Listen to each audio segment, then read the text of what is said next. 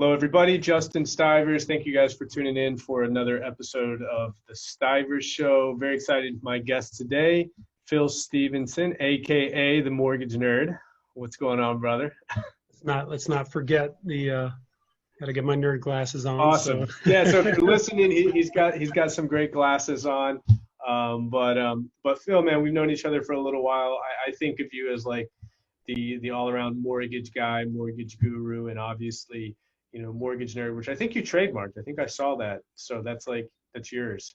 Yes, sir. Awesome. Yes, sir. Very cool. So like mortgage is your thing, man. And I know, I talk a lot about real estate on the show and I'm involved in the real estate world in different forms. And so obviously right now with COVID, when we're filming this July, I don't even know what day it is. Some day. 20.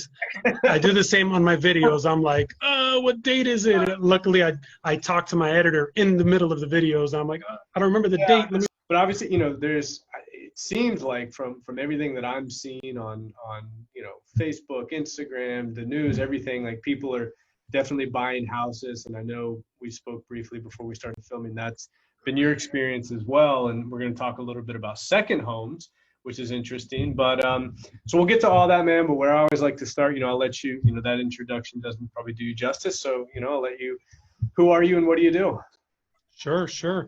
Well, thanks again thanks for having me on.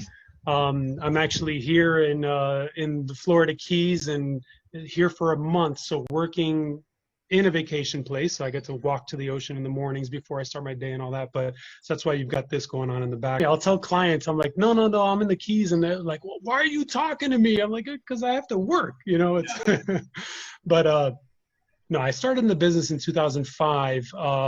After coming home from Afghanistan and Iraq, I was in the Army and I got back from Iraq in 2004. So I was coming out of college with a degree in economics, one of my degrees.